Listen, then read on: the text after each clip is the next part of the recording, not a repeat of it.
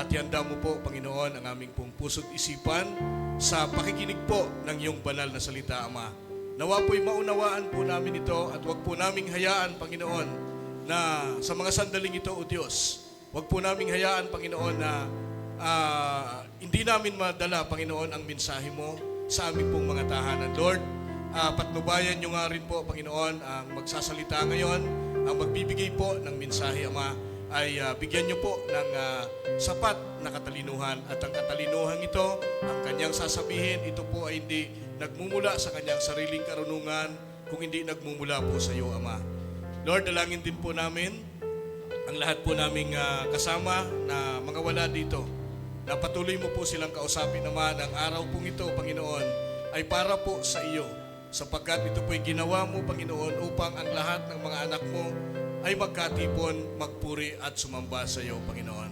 Dakila po naming Diyos, dalangin din po namin kung mamarapatin niyo po, Ama, ng sino man pong may karamdaman, Lord. Kung luluupin mo po na sila po ay tumanggap ng kagalingan. Sino man po sa amin dito, yung may mga dinadalang problema, suliranin, Lord, may isang tabi po namin ito, Ama, upang ang mensahe mo ay aming pong maunawaan. Dalangin din po namin, Panginoon, ang aming pong bansang Pilipinas, Lord, sa pangunguna po ng aming pong minamahal na Pangulo, Ferdinand Marcos Jr. at ang lahat po ng mga leader ng aming bansa. Patuloy mo po kaming pagkaisahin, patuloy mo po kaming pagbigkisin, nawa, Panginoon, sa pamamagitan po ng mensahe mo ay patuloy po na marinig po ito, Panginoon, ng bansa po namin, Panginoon, upang sa ganon, O Lord, ay magkaroon po ng tunay na kapayapaan ang aming pong bansa. Dalangin din po namin, Ama, yung mga nanonood po sa live streaming po ngayong umaga, pagpalain mo po ng iyong mga salita, Lord, na mapakinggan po nila at makaabot po sila, sa kanila ang mensahe mo, hindi lang po dito sa Pilipinas, hindi lang po dito sa lungsod ng Pasay, maging sa buong mundo, Panginoon, na mayroon po kaming mga kaibigan, mga kasama po na nanonood sa ibayong dagat, Panginoon, mga OFW na nakatutok po sa aming live streaming ngayong umaga, Panginoon. Maraming pong salamat, O Diyos. Sa iyo po namin pinagkakatiwala ang lahat po ng gawain namin hanggang sa matapos po ito, sapagkat ikaw po ang Diyos na makapangyarihan. Ito po ang aming samot dalangin sa pangalan ni Jesus na aming tagapagligtas. Amen.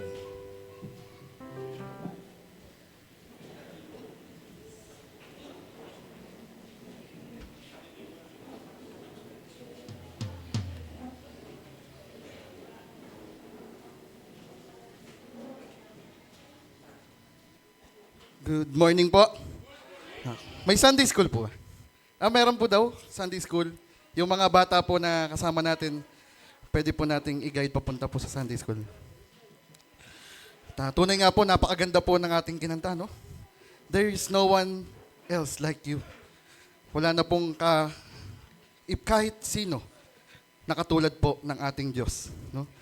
Katulad po ng ating pag-aaralan ngayon, wala nang iba tayong makukuhang pag-iingat na katulad na pag-iingat sa atin ng Panginoong Diyos. Patuloy po, dito tayo sa ECF na ang oras ng ating sambahan ay 10:30 hanggang alas 12 po.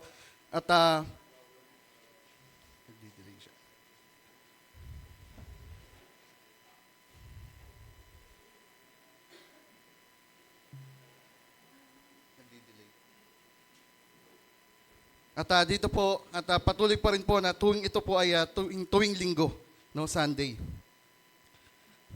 At patuloy po pa rin tayo na yun po ay atin pong tinatalakay o yung atin pong pinag-aaralan ay sa Book of Acts po, o sa mga gawa na alam po natin ito po ay sinulat po ni Lucas. At nung nakaraan po ang ating pong napag-aralan, nakita po natin yung walang takot na pangangaral po ni Pablo at Silas. At ito po ay may 5 points na pinag-aralan nga po natin. Walang takot na pangangaral. At katulad po natin, gaya natin, pwede natin itong magaya rin po, no? Gayahin natin na mas maganda ito po ay ma-apply natin na tayo po ay maging masigasig, no? Magiging masigasig po sa pagdating po sa pangangaral ng salita ng Diyos, no? At yung pong pangalawa, yung mapagtiwala. Katulad po ng kay Pablo at Silas, wala po silang anything na duda o wala po silang anything na naiisip na hindi sila iingatan ng Diyos. Yung pagtitiwala po nila sa Panginoon ay buong buo, no? At yung pangatlo po, yung pagiging matapang. Matapang po na hindi suntukan, sabi nga po ni Kuya DJ, matapang po na patuloy na naghahayag ng salita ng Diyos. Kahit ito ay whatever it takes, no? Kahit anong mangyari. Ganon din po yung pang-apat, yung pagiging magkaroon ng pagkamalasakit, no? Yung pagiging pagkamalasakit natin, at ganon din po yung panglima, panghuli, masunurin, no? At ngayon naman po ang ating pag-aaralan, yung ang pag-iingat ng Diyos, galing po sa Acts 17, verse 10 to 15. No, nakita niyo po yung pag-iingat ng Diyos, sinasalag niya lahat. Kaya po, pwede po tayong tumayo para magbigay respeto at paggalang sa salita ng Panginoon. Verse 10, nang gabiring iyon ay pinapunta ng mga kapatid sina Pablo at Silas sa Berea. Pagdating doon, sila ay pumasok sa sinagoga ng mga Hudyo. Mas bukas ang isipan ng mga Hudyong taga roon kaysa sa mga Hudyong Tesalonika. May pananabik silang nakinig sa mga paliwanag ni Pablo at sinasaliksik nila araw-araw ang kasulatan upang tignan kung totoo nga ang sinasabi niya. Sumampalataya ang maraming Hudyo roon, gayon din ang mga Griego, pawang mga lalaki at mga babaeng kilala sa lipunan. Subalit nang mabalitaan ng mga Hudyo sa Tesalonika na ipinapangaral din ni Pablo sa Berea ang salita ng Diyos, sila'y nagpunta roon at sinulsulan ang taong bayan upang gumawa ng gulo. Kaya't si Pablo'y dali-daling pinaalis ng mga kapatid at pinapunta sa tabing dagat, ngunit naiwan sina Silas at Timoteo. Ang mga nagatid kay Pablo ay sumama sa kanya hanggang sa Atenas. Pagkatapos, nagbalik sila sa Berea, taglay ang bilin ni Pablo kina Silas at Timoteo na sumunod sa kanya sa lalong madaling panahon. Amen. Tayo po yung manalangin. Ama, salamat po, patuloy Panginoon na kami po ay nagpapasalamat sa pribileyo po na kami po ay makarinig po ng inyong salita. Ama, Noy Panginoon, kayo po yung magturo po nito. Kayo po yung magpasok po nito sa puso't isipan po namin. Nang sa gayon, Panginoon, hindi lamang po sa araw po na narinig po namin ito na amin pong maalala. Bagkus maalala po namin to sa pang-araw-araw po na buhay po namin. Ama, samahan niyo po kami sa araw po na to. Kayo po yung manguna. Ito po sa dalangin namin sa pangalan ng Panginoon Jesus. Amen. Pwede na po umupo. So alam po natin, ito po yung nakaraan na panghuling verse natin, no? Yung Acts 17 verse 9. Si Jason at ang kanyang mga kasamay pinagpultan ng mga pinuno bago pinalaya. So alam po natin, ito po yung number 5 na ating points, yung pagiging masunurin po, no, ni Pablo at Silas. At ganun na rin po yung kanilang pong lingkod o yung naging followers po doon sa Thessalonica na si Jason. No? Dito po makita natin yung last verse po na ito na idudugtong lang po natin sa last week na yung nangyari po sa kanila sa Thessalonica na kahit po hindi naging tama o hindi naging mahustisya yung pagkahuli po sa kanila, pagkabilanggo nila Jason, ang ginawa pa rin po nilang tugon dito sa 50 points noon ni Kuya DJ ay naging masunurin pa rin po sila. No? Gaya po sa atin, walang pinagkaiba sa mga kinaukulan na kailangan pa rin po nating maging masunurin. No? Ito po yung turo sa atin ng Panginoong Diyos. At sa ngayon naman po, ang atin pong pag-aaralan, yung ang pag-iingat ng Diyos. No? Pag-iingat po ng Diyos, at ito po yung unang nating points, pag-iingat ng Diyos kila Pablo at Silas. Paano nga ba, o ano nga ba yung pamamaraan ng Diyos kung paano maiingatan ng Diyos si Pablo at Silas?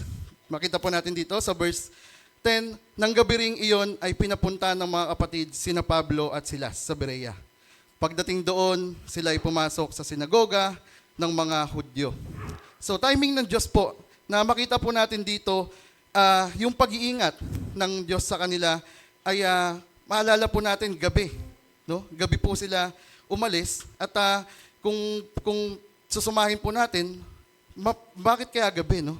Ito po yung God's perfect timing at ito po ay hindi po mabilisan, no? Hindi po mabilisan na malamang sa malamang kung mauna silang makaalis at hindi gabi yun, malamang baka nagkasalubungan sila ng mga taga Thessalonica na galit kay Pablo.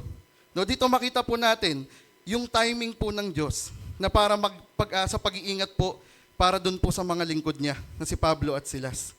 No? At nakita po natin dito, nagsimula po tayo dito sa ito po yung third mission trip, no. Pangatlong mission trip na po ito ni Pablo. At ang nasimulan po natin, kung naalala niyo po, yung dun sa Antioch. At napunta po siya sa Tarsus, sa Iconium, Derba, Lystra. At ito po yung Antioch, Pisidia. Naalala niyo po yun, yung Antioch po na side ng Pisidia, sa Ephesus, sa Assos, at dumaan po siya ng Troas, Neapolis. At ito po yung ating pinaang recent po ngayon, yung Pilipos o Philippi, Amphipolis, Apollonia. Ito na po yung kay Kuya DJ nung nakaraan. Nakikita niyo po? Ito po yun. Apollonia, tapos papunta pong Thessalonica. So maalala po natin tong Apollonia, papuntang Thessalonica ay 180 kilometers daw po, no? At 180 kilometers kasing layo ng Tarlac. At tayo naman po, ang ating pag-aaralan ngayon, Thessalonica to Berea. No? Makita po natin ay katabing bayan lang po ito. At madadaanan na rin po natin ngayon, galing Berea, pupunta rin po sila sa Athens. At hindi na po ito basta-basta dahil kita nyo po dito, medyo malayo na po ito. At sa dagat na po sila dumaan. Nagbarko na po sila. No? At ito pong sa Thessalonica to Berea, ito po ay 80 kilometers lang ang layo. So makita nyo po yun, no? Yung dito po, makita pa rin natin yung walang takot na pangangaral pa rin ni Pablo. Na wala siyang anything na naisip man lang na, bunta tayo sa sumunod na bayan lang, baka maabutan pa rin tayo ng mga taga-Thessalonica doon. No? Ito po yung isa na makita po nating karakter ni Pablo. Wala talaga siyang takot, wala pong dahas na kaya niya talagang ituloy-tuloy po yung pagiging matapang niya na ituloy-tuloy yung pangangaral ng salita ng Diyos, whatever it takes, no? Kahit ano po yung sitwasyon na nangyayari. So sino nga ba si Pablo? No? Sino nga po ba si Pablo para si Pablo ay pag-ingatan ng ganito ng Diyos? So alam po natin, no? Naalala po natin nung mga nakasubaybay po nung kwento po ni Pablo dito, na si Pablo po ay siya po ay nataguriang greatest persecutor. No? Greatest persecutor. At siya po, sa Tagalog po nun, ay siya ay nabansagang isa sa pinakamalakas na taga-usig ng mga Kristiyano po. Ng mga Kristiyano. So dito makita po natin yung pagiging masama po ni Pablo. No? At yung pagiging masama po na yun ay portion lang po ng kanyang buhay. Kung titingnan po natin from 100 to 1 to 100%, 25% lang po ng buhay ni Pablo na nagawa niya ito. No? Kung sa ating pong 1 kilo, 1/4 ng kanyang buhay. Pero dito po makita po natin sa kwento sa Bible na ang buhay po ni Pablo, 3/4 ay ginugol niya na sa pangangaral ng salita ng Diyos. Wala pong pagpigil, wala pong preno, walang pagpapaganda, walang pagpapasugarcoat. Tuloy-tuloy po na hinihayag niya yung salita ng Diyos. No? Dito makita po natin, si Pablo po yung nagsasalita dito sa Acts 26:9-11, akala ko rin noong unay, dapat kong gawin ang lahat ng aking magagawa laban sa pangalan ni Jesus na taga Nazareth. At ganoon nga ang ginawa ko sa Jerusalem.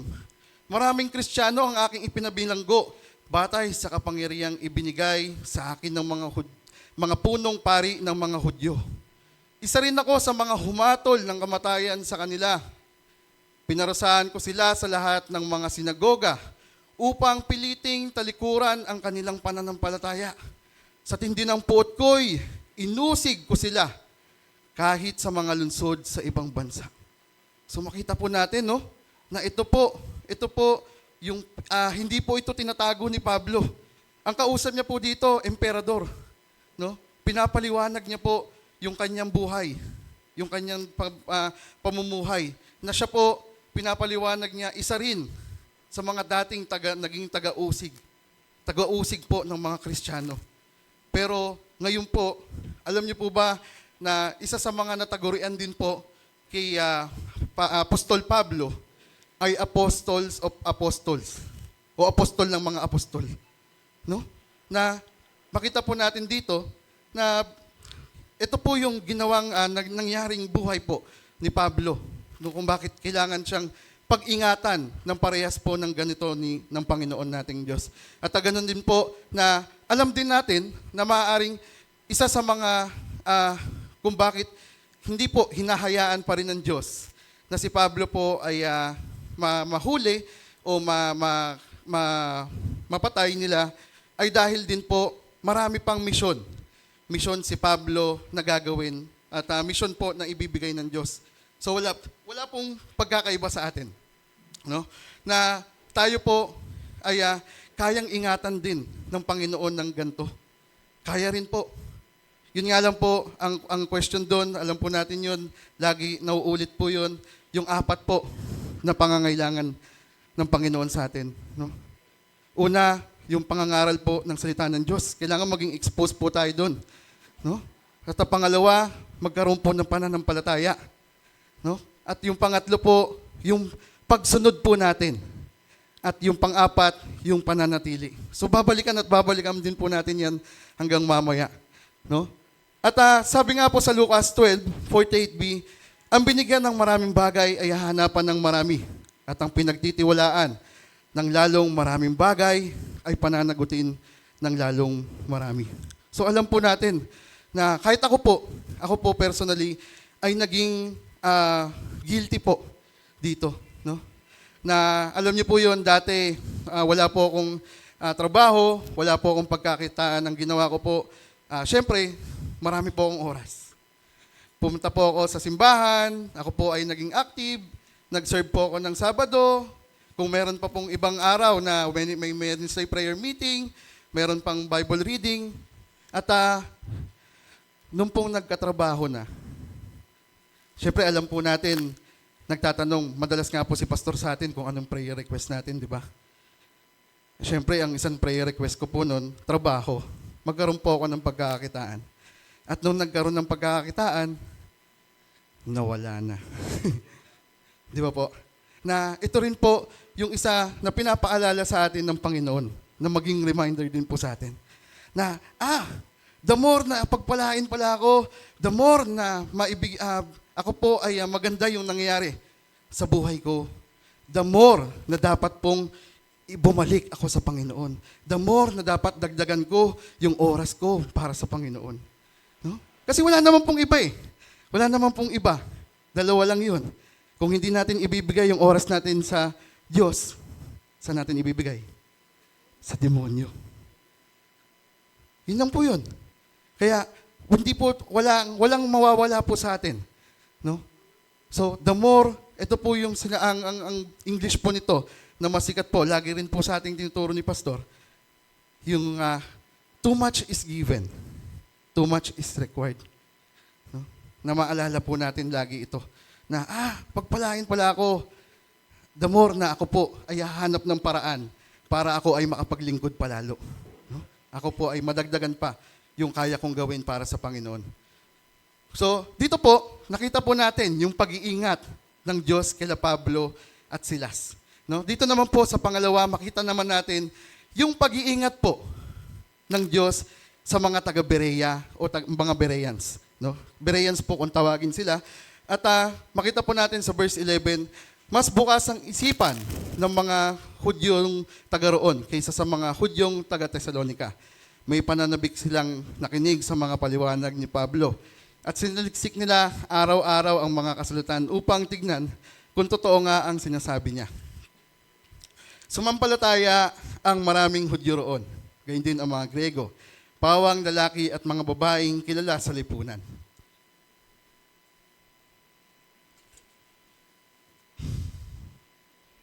kaloob ng Diyos sa mga taga-Berea.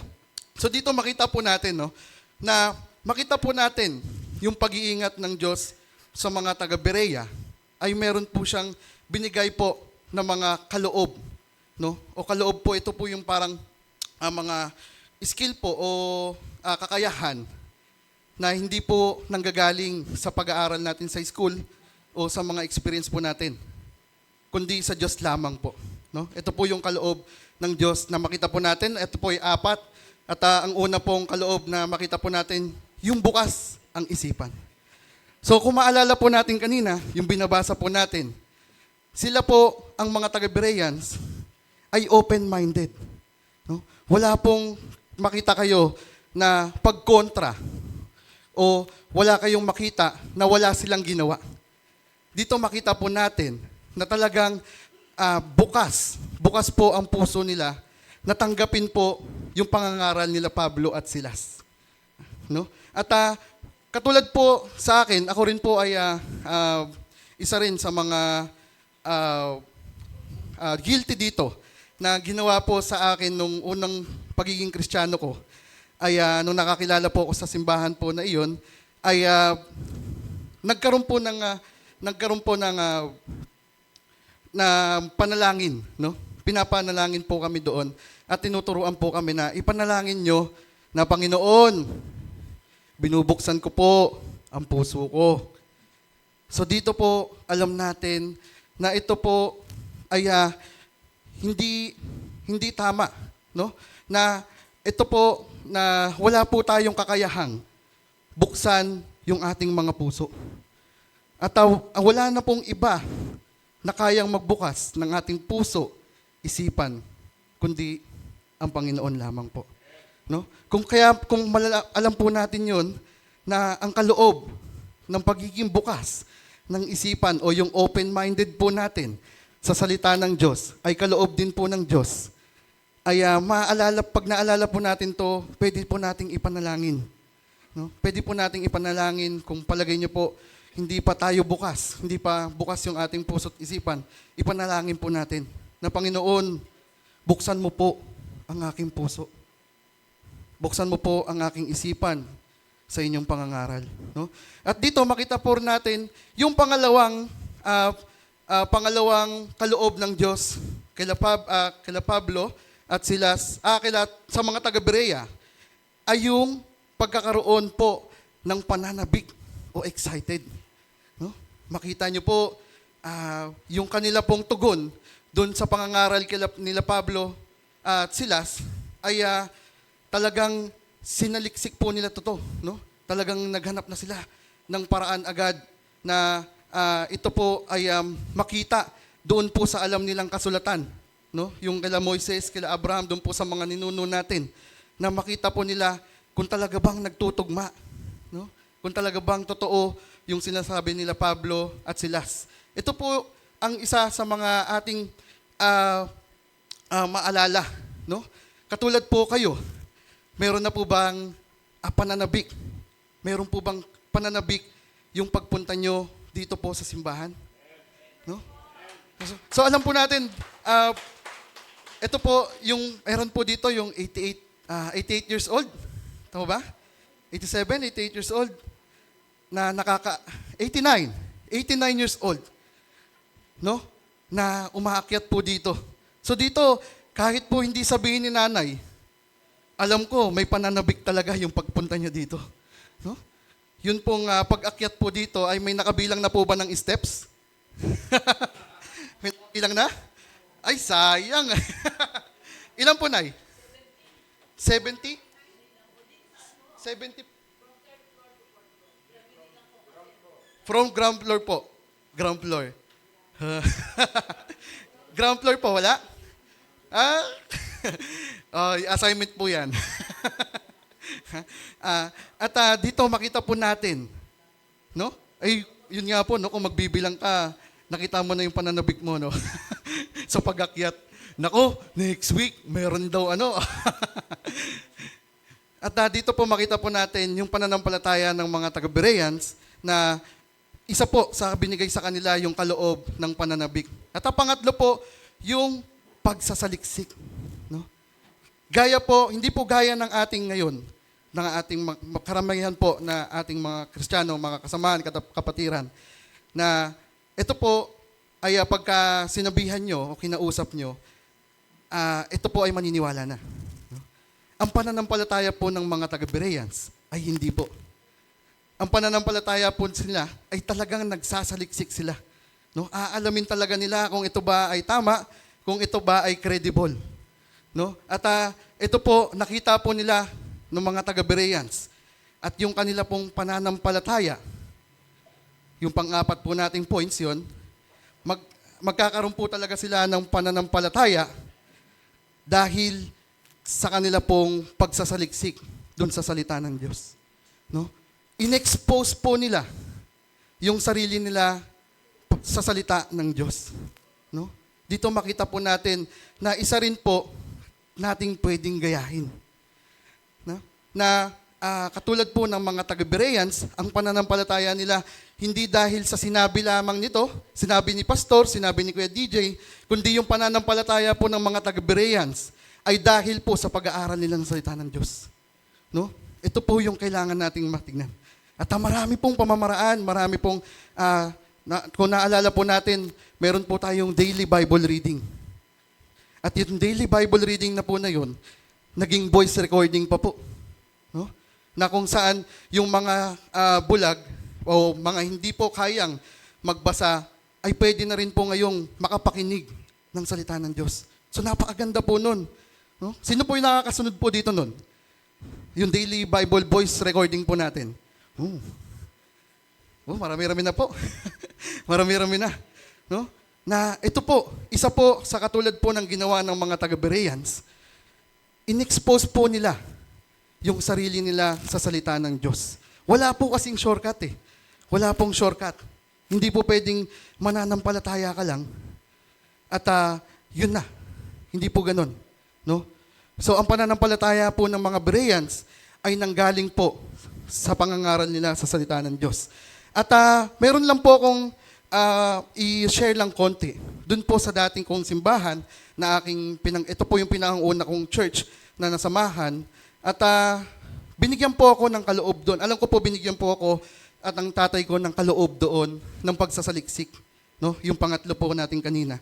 Na tuwing Sunday na lang po na kami po ay uma-attend ng simbahan. Alam niyo po ba, nai-stress na po yung pastor doon. Nai-stress na po siya. Kasi ang dinadaanan po ng pastor namin doon ay dadaan po siya sa gitna, no? Pagpalabas. Pagdaan niya po sa gitna, lagi po naming hinaharangan ng tatay ko yun. Haharangan namin, may dala po kaming Bible. Itatanong po ng tatay ko, matalino po kasi yung tatay ko eh. Haharangan po namin at papakita po ng tatay ko na hindi po biblical yung nangyayari doon sa simbahan na sinasamahan po namin. No? Ito po yung pagsasalita po ng iba't ibang wika. No? Pagsasalita po ng iba't ibang wika. At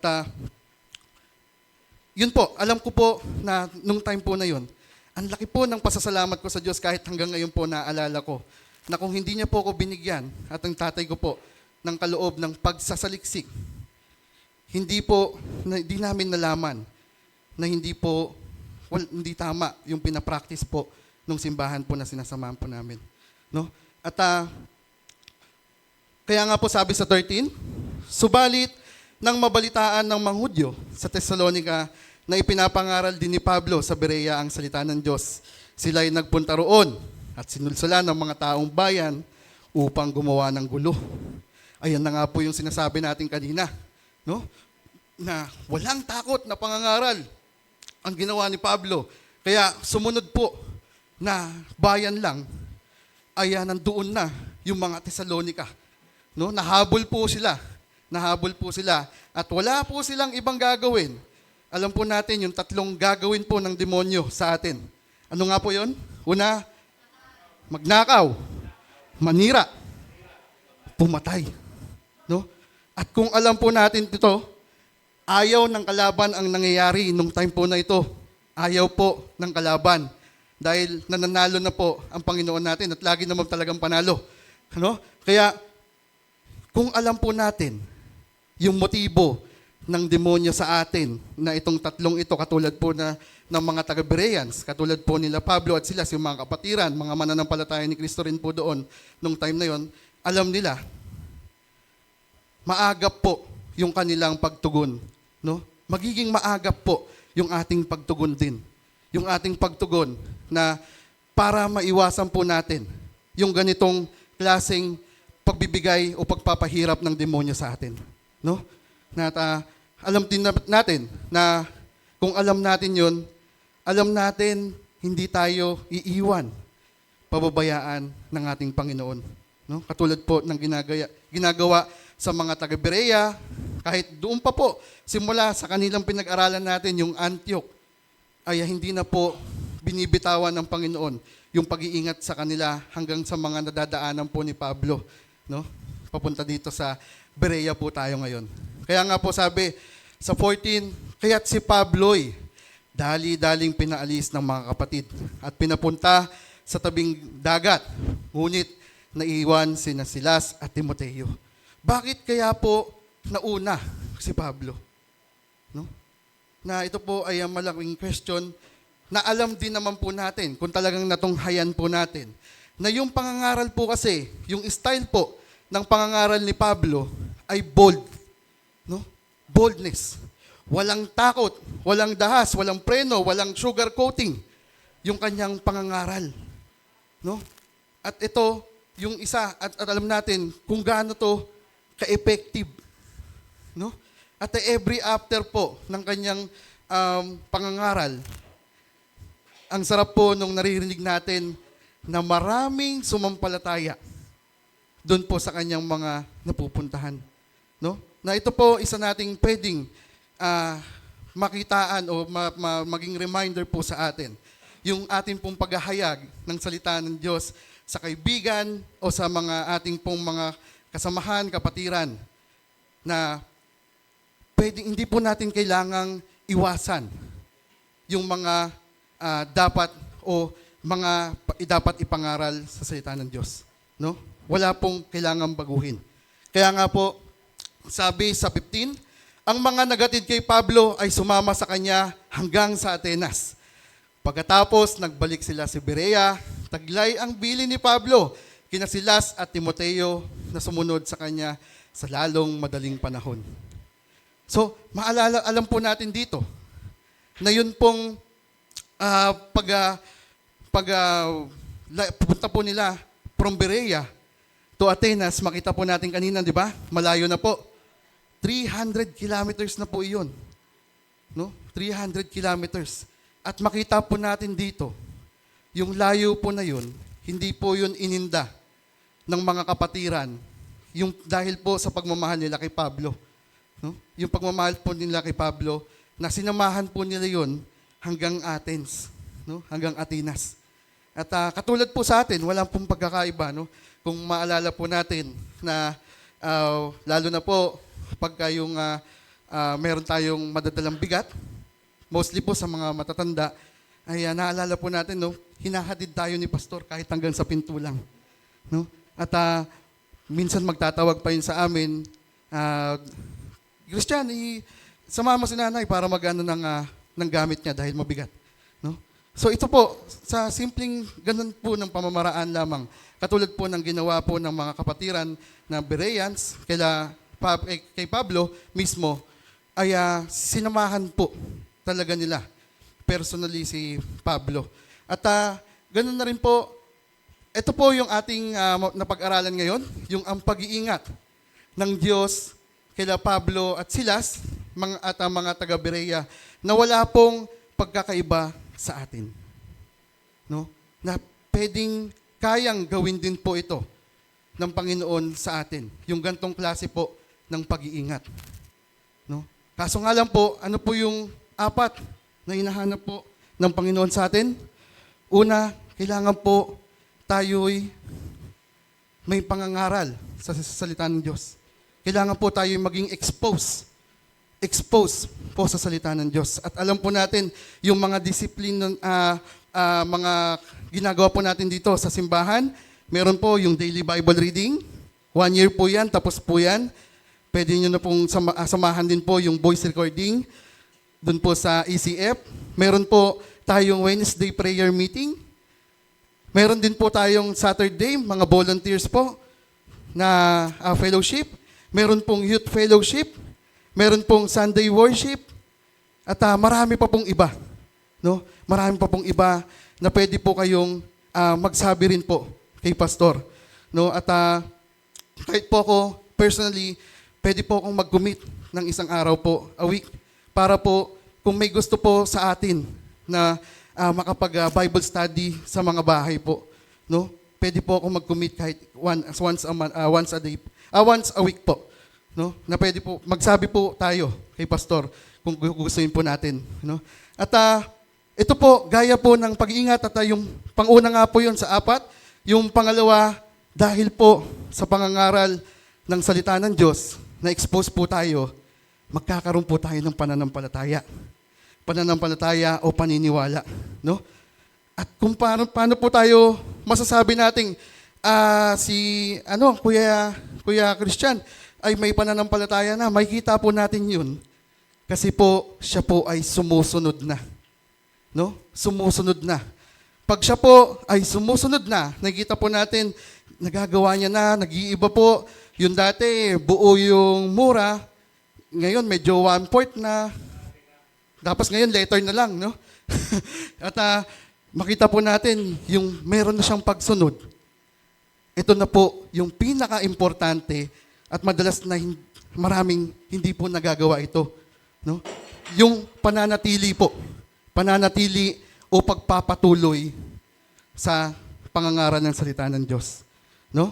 Na maalala po natin, ito po yung huli, pero pinaka-importante na maalala po natin na tayo po ay kailangang magpatuloy. Sana po marami po tayong nakuha sa araw po na to at tayo po ay manalangin.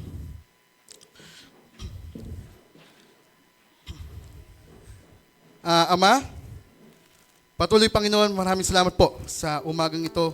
At kayo po Panginoon ang mangusap sa puso't isipan namin. Hindi lamang po sa oras po natin at sa pang-araw-araw po natin. At ganoon na rin po Panginoon, patuloy po na kami po ay tulungan nyo. Tulungan nyo po kami na kami po ay makapag-practice po ng pagiging banal na pamumuhay po. Kayo po yung magturo po nito sa amin. Nang sa gayong Panginoon, hindi po kami mahirapan sa pagsusunod po sa pangangaral po ng salita ng Diyos. Ama, samahan niyo po kami sa araw po nito. Kayo po yung manguna. Ito po sa dalangin namin sa pangalan ng Panginoon Jesus. Amen. Amen.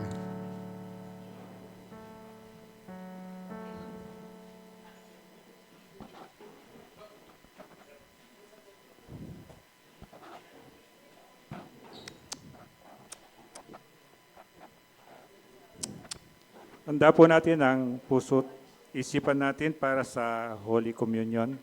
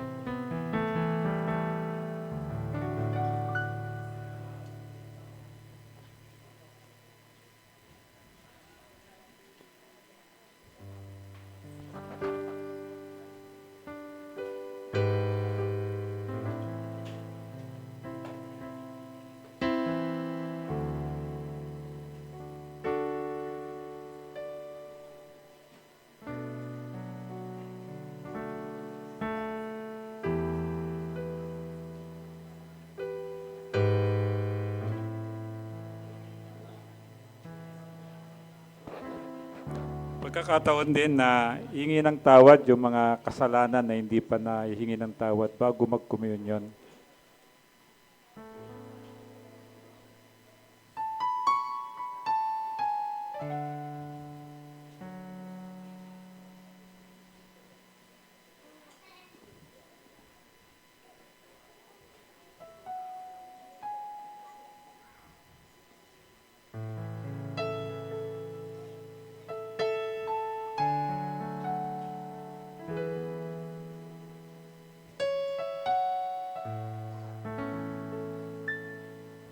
Salamat sa Diyos. Pito na yung answers natin kasama si Kuya Willie.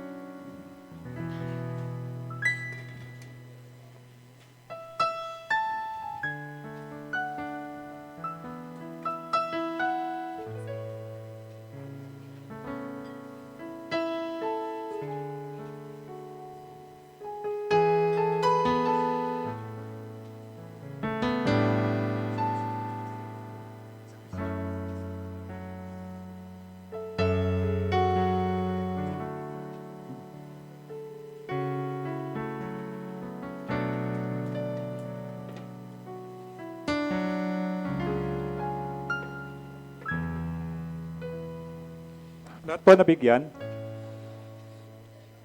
Pag di ka nabigyan, pwede mo taas ang kamay. Lalapit po yung usher.